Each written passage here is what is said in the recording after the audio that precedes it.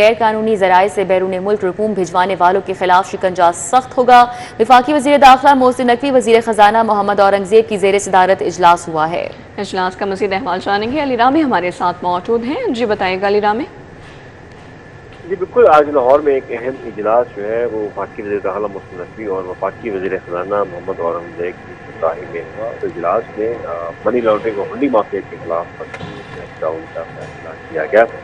اجلاس میں مختلف فیصلے کیے گئے، جس میں سب سے پہلے تو غیر قانونی ذرائع سے بیرون ملک ممالک رقوم بھجوانے والے بڑے کاروباری افراد اور اداروں کے خلاف جو ہے وہ شکنجہ سخت کرنے کا فیصلہ کیا گیا۔ اور ساتھ ہی اجلاس میں منی لانڈرنگ اور ہنڈی کے کاروبار میں ملوث بڑے افراد اور اداروں سے کوئی رعایت جو ہے وہ نہیں کرنی جائے گی۔ یہ بھی فیصلہ کیا گیا کہ رقوم بینکنگ اور دیگر قانونی چینلز کے ذریعے بیرون ملک جو ہے وہ بھجوائی جا سکیں گی، جبکہ منی چینجز کے ذریعے رقوم بیرون ممالک بھجوانے کے عمل کو بھی اب اسٹریم لائن جو ہے وہ کیا جائے گا۔ اور دوسری طرف فیصلہ یہ بھی کیا گیا کہ بیرون ممالک رقوم بھجوانے کے پورے میکانزم کو شفاف اور فل پروف جو ہے وہ بنایا جائے گا، اور غیر قانونی ذرائع سے بیرون ممالک رقوم بھجوانے کے تمام چینلز کی ہر سطح پر حوصلہ شکنی جو ہے وہ کی جائے گی۔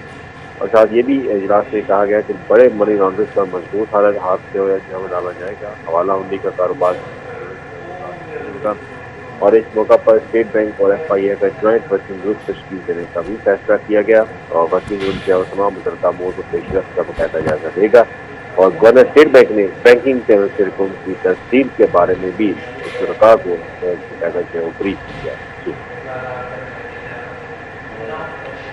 ٹھیک ہے، بہت شکریہ علی رامی۔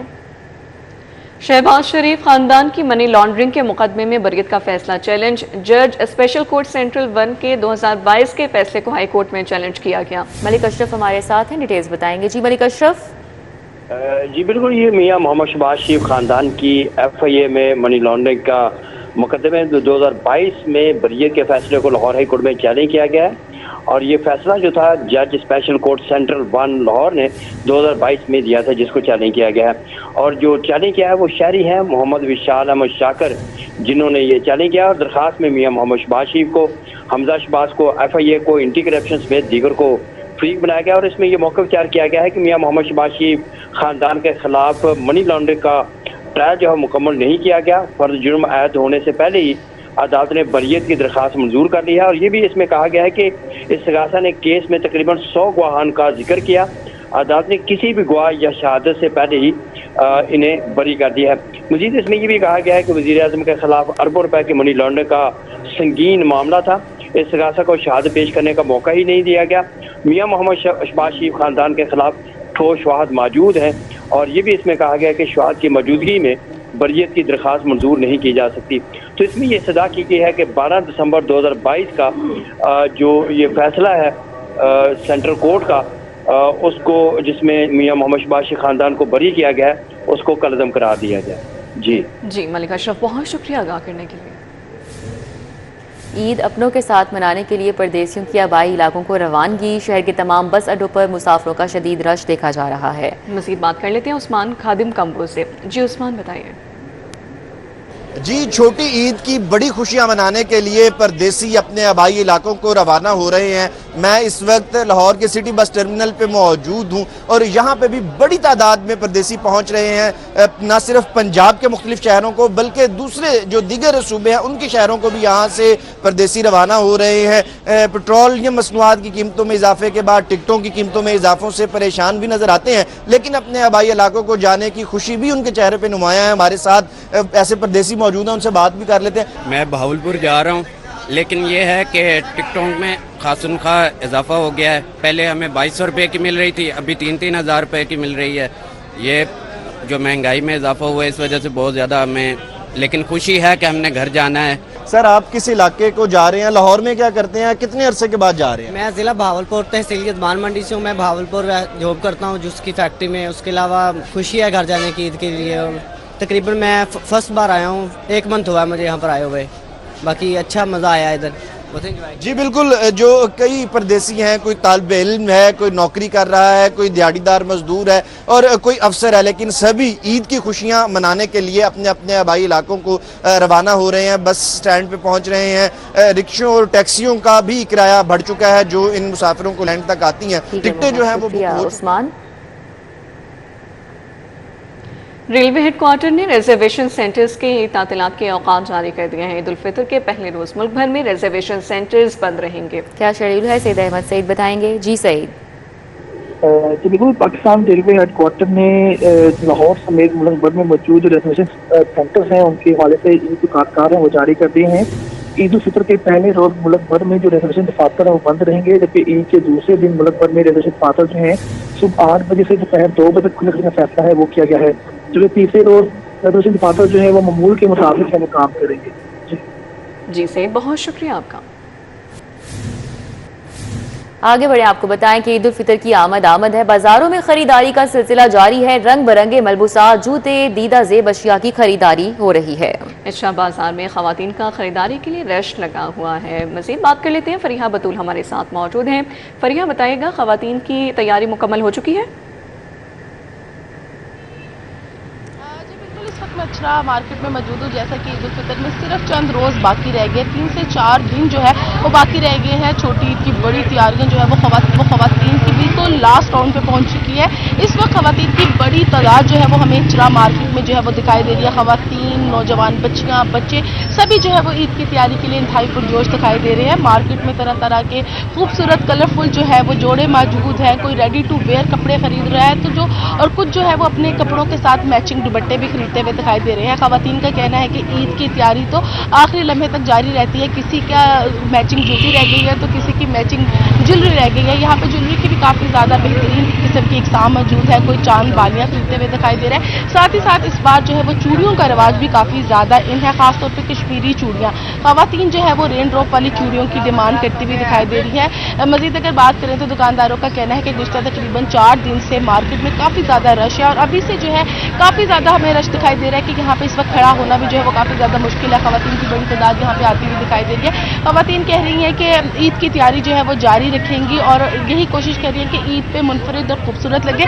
मजीद ईद पे मेहंदी लगवाने के लिए भी जो है बुकिंग जारी हो चुकी है। बुकिंग जो है यहाँ पे तकरीबन फुल हो चुकी है और यहाँ पे खवातीन हमें यहाँ पे दिखाई दे रही है शॉपिंग करते हुए। मजीद अगर बात करें तो खवातीन को अपनी तरफ मुतवज्जा करने के लिए दुकानदारों की जाने से मुख्तलिफ किस्म की रियायत भी दी जा रही है। दुकानदार का कहना है कि ईद के दिन ही होते हैं जहाँ पे कारोबार जो है वो ज़्यादा तेज़ हो जाता है और हमारी यही कोशिश है कि खवातीन को मुनासिब कीमत में अशिया जो है वो दे सके। साथ ही साथ खवातीन जो है वो अपने जोड़ों के साथ मैचिंग जूतियाँ और खुद से तलाश करती हुई भी दिखाई दे रही हैं। जबकि खवातीन साथ साथ ये भी गिला करते हुए दिखाई दे रही हैं कि बढ़ती डिमांड के बायस काफ़ी चीज़ें जो है वो महंगी कर दी गई हैं, लेकिन फिर भी जो है वो तैयारी जो है वो इसी तरह जारी रखेंगे। खवातीन का कहना है कि ईद जो है वो खुशियों का त्यौहार है, इसको खुशियों के साथ मनाना चाहते हैं। बहुत शुक्रिया, हमारे साथ फरीहा आगाह कर रही थी। ईद करीब आते ही दुपट्टों की तैयारी के अमल में तेजी आ गई है। इस्लामपुरा बाजार में रंग साज दुपट्टा रंगने में मसरूफ दिखाई दे रही है। समरा फातिमा इस हवाले से बताएंगी। जी समरा। जी, ईद करीब आते ही दुपट्टों की तैयारी का अमल भी तेज हो चुका है। इस्लामपुरा बाजार में मैं इस वक्त मौजूद हूँ जहाँ रंगसाज दुपट्टे रंगने में मसरूफ हैं। मेरे साथ मौजूद हैं, इनसे बात कर लेते हैं। बताइएगा कि खवातीन किस तरह के दुपट्टे रंगवाना पसंद कर रही हैं और क्या रेट्स चल रहे हैं? आजकल जो है ना रेट हमारा वो है 200 रुपया, 220 रुपया एक रंग का। वैसे जो है ना आजकल दुपट्टे चल रहे हैं डिज़ाइनदार टाई एंड डाई, यानी कि एक दुपट्टे में 3-3, 4-4 रंग जो है ना कस्टमर हमसे ले रहा है, करवा रहा है। और जो है ना ईद का भी जो है ना अब थोड़ा बहुत अल्हम्दुलिल्लाह ठीक है हमारा काम, शुक्र है अल्लाह पाक का। लेकिन ये है कि भी ना पिछले साल की जो है ना निस्बत अब के काम कम है हमारा। वो यूँ कह रहे हैं कि बिना। बताइएगा आप सादा दुपट्टे को डाई करने का क्या ले रहे हो? जैसे आपने बताया कि डाई एंड डाई उसको तैयार करने में कितना वक्त लगता है और उसकी क्या कीमत ले रहे हैं? जो होता है दुपट्टा हम रंग करते हैं सादा, वो हमारा होता है डाई 5-6 मिनट में। जो हम करते हैं दुपट्टे में जिसमें 3-4 रंग हो तो वो हमारा ना दुपट्टा डाई होता है 35 मिनट में, 40 मिनट। जो होता है दुपट्टा 3 रंगों में, 4 रंगों में, उसकी डाई हम लेते हैं 600 रुपया, 700 रुपया। सिंपल की डाई हम लेते हैं 200 रुपया। ऐसे हमारा यानी कि काम डाई होता है। गुफ्तगू जो है वो आपने सुनी है। यहाँ पर इस वक्त भी जो है वो दुपट्टे रंगने का काम जो है वो जारी है। अब बिल्कुल चूंकि 3 दिन बाकी रह गए हैं ईद में, तो इनकी तैयारी में भी जो है वो तेजी आ चुकी है और सादा दुपट्टा है उसको 200 रुपए तक में डाई किया जा रहा है। जबकि इसी तरह ठीक है समरा, बहुत शुक्रिया। Punjab thermal power private limited मंसूबे का तनाज़ा हल, तवानाई सेक्टर में अहम पेशरफ। त्रिमू में वाक़ई पावर प्लांट से मुतालिक बड़ा फैसला सामने आ गया है।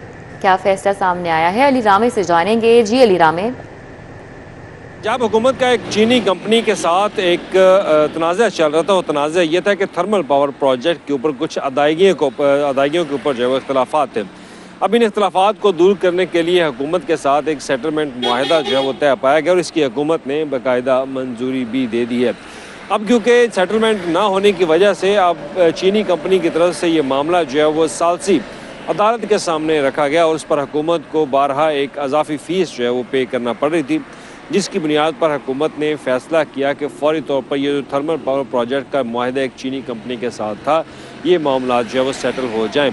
तो इस पर अब चीनी कौंसलेट, चीनी एम्बेसी को जो है वो भी शामिल किया गया और उसके बाद ये मामला सेटल हुआ। अब कोई रकम जो है वो अजाफी हुकूमत की तरफ से वो नहीं दी जाएगी, जबकि पुरानी माहिदों के तहत $3 अरब का जो माहिदा था उसी के तहत ये रकम अब इस कंपनी को दे दी जाएगी ताकि थर्मल पावर प्रोजेक्ट के ऊपर जितनी भी सेटलमेंट है, जो तनाज़ात हैं, उनको ख़त्म किया जा सके। तो ये मामला काफ़ी देर से ये इल्तवा का शिकार था, लेकिन मौजूदा हुकूमत ने इस मामले को सेटल किया और तमाम वाजिबात भी क्लियर किए और चीनी कंपनी के साथ जो तल्लुक़ उनको भी बेहतर जो है वो किया गया। गैर मियारी दूध फरोख्त करने फूड अथॉरिटी टीम पर हमला करने वाले मुलजमान का केस, लाहौर हाई कोर्ट ने तीनों मुलजमान की दरख्वास्त से ज़मानतें मंजूर कर ली हैं।